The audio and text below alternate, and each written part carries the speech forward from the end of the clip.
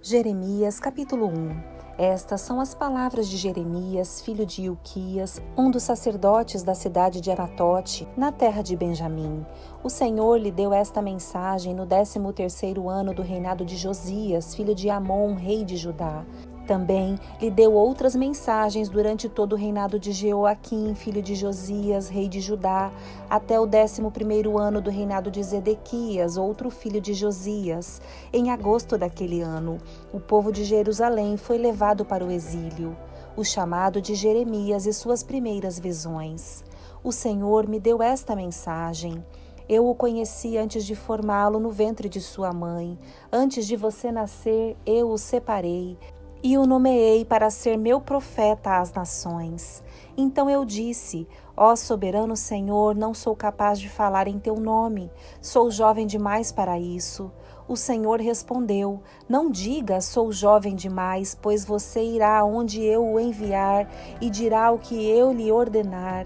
E não tenha medo do povo, pois estarei com você e o protegerei. Eu, o Senhor, falei. Então o Senhor estendeu a mão, tocou minha boca e disse: veja, coloquei minhas palavras em sua boca. Hoje lhe dou autoridade para enfrentar nações e reinos, para arrancar e derrubar, para destruir e arrasar, para edificar e plantar. Então o Senhor me disse: o que você vê, Jeremias? Eu respondi: vejo o ramo de uma amendoeira. Você viu bem, disse o Senhor. Isso significa que estou vigiando e certamente realizarei todos os meus planos. Então o Senhor falou comigo outra vez e perguntou: o que vê agora? Respondi: vejo uma panela fervendo, derramando-se do norte para cá. O Senhor disse: terror vindo do norte ferverá e se derramará sobre o povo desta terra. Ouça, estou convocando todos os exércitos dos reinos do norte. Eu, o Senhor, falei. Eles colocarão seus tronos junto aos portões de Jerusalém, atacarão seus muros e todas as outras cidades de Judá. Pronunciarei julgamento contra meu povo por toda a sua maldade, por terem me abandonado e queimado incenso para outros deuses. Adoram ídolos que fizeram com as próprias mãos. Levante-se e prepare-se para agir. Diga-lhes tudo o que eu ordenar. Não tenha medo deles, senão o farei parecer medroso diante deles. Pois hoje eu o fortaleci como uma cidade fortificada, como uma coluna de ferro ou um muro de bronze. Você enfrentará toda esta terra, os reis, os oficiais, os sacerdotes e o povo de Judá. Eles lutarão contra você, mas não vencerão, pois estou com você e o protegerei. Eu, o Senhor, falei. Jeremias capítulo 2. O Senhor acusa seu povo. O Senhor me deu outra mensagem. Vá e proclame esta mensagem para Jerusalém. Assim diz o Senhor: lembro-me de como você desejava me agradar quando era uma jovem noiva, muito tempo atrás. Você me amava e me seguia até mesmo no deserto.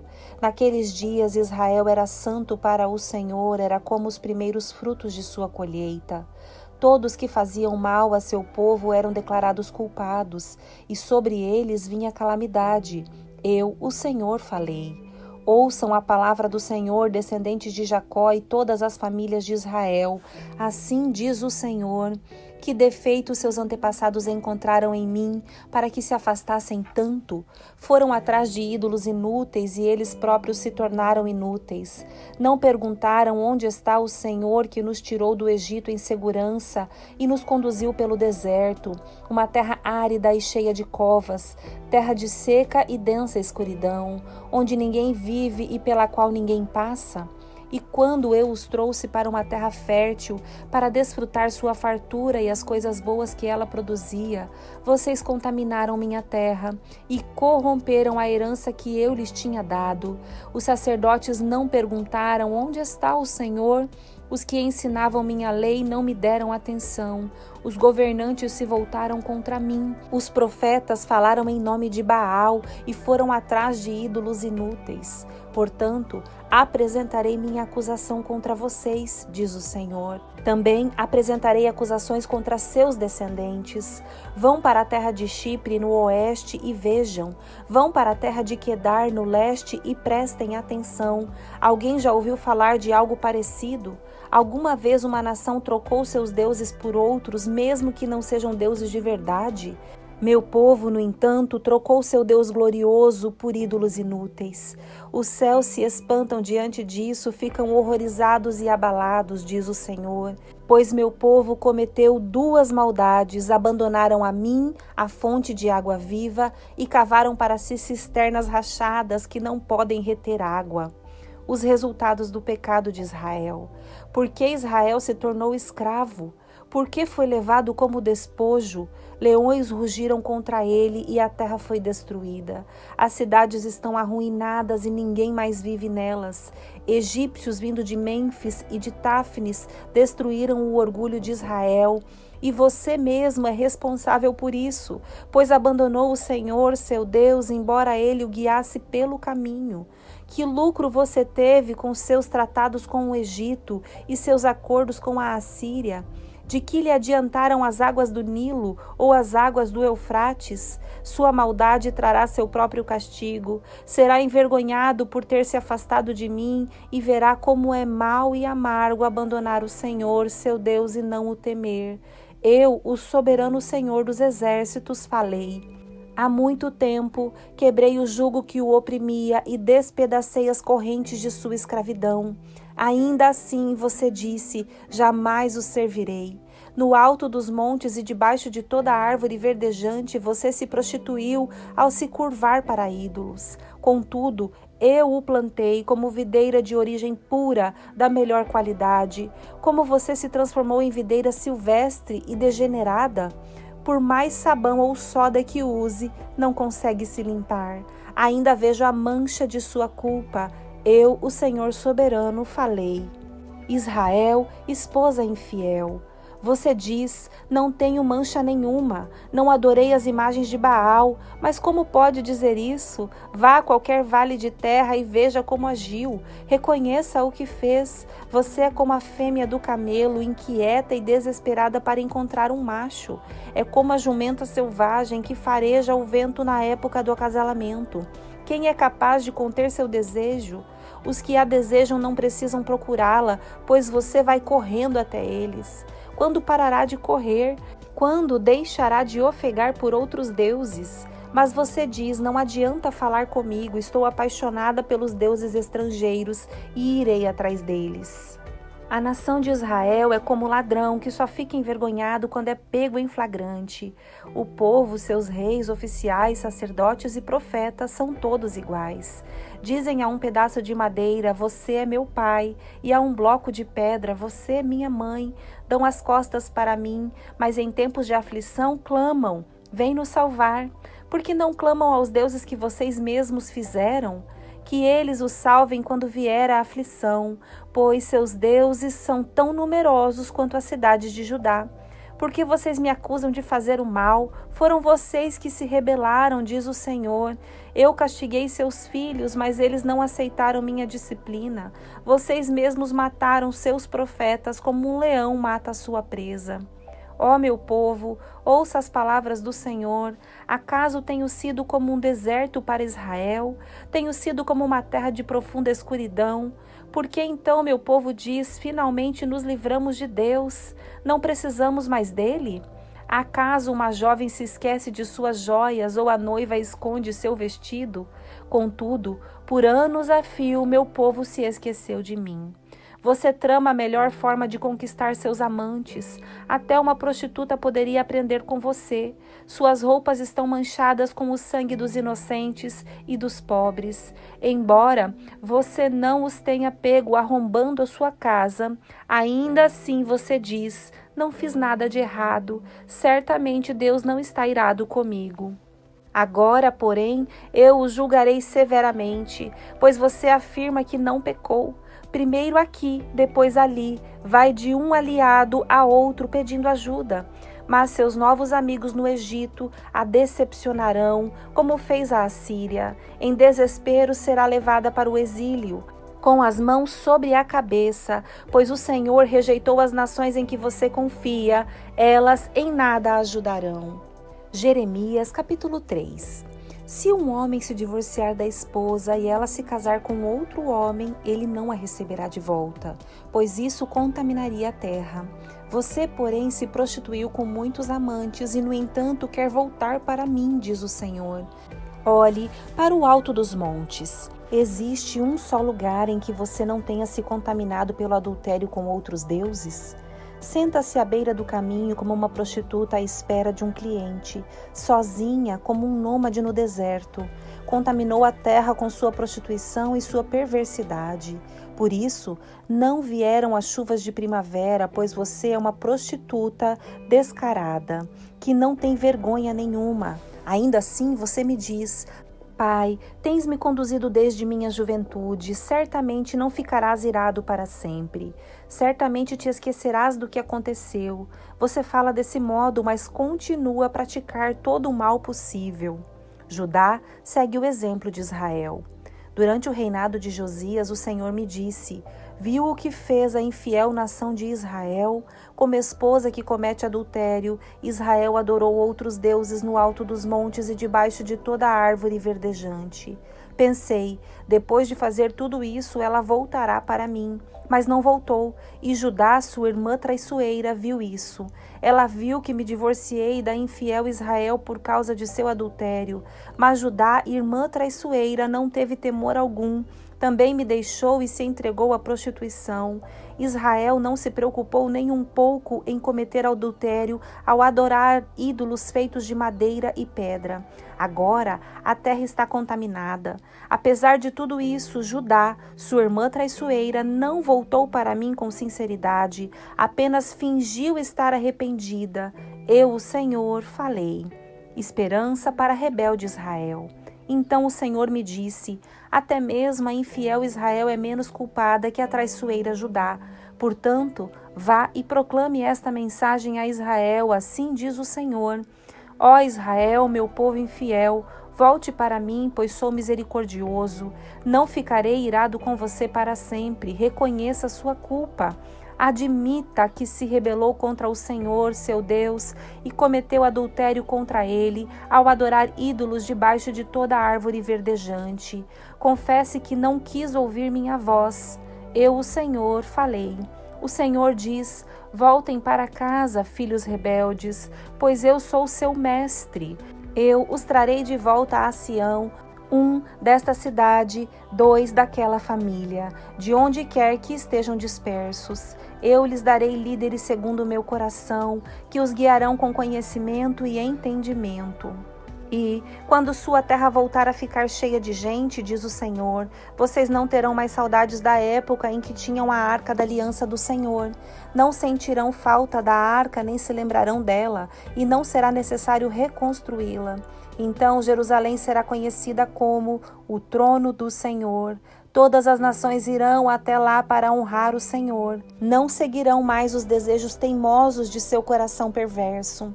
Naqueles dias, o povo de Judá e o povo de Israel voltarão juntos do exílio no norte, para a terra que dei a seus antepassados como herança para sempre.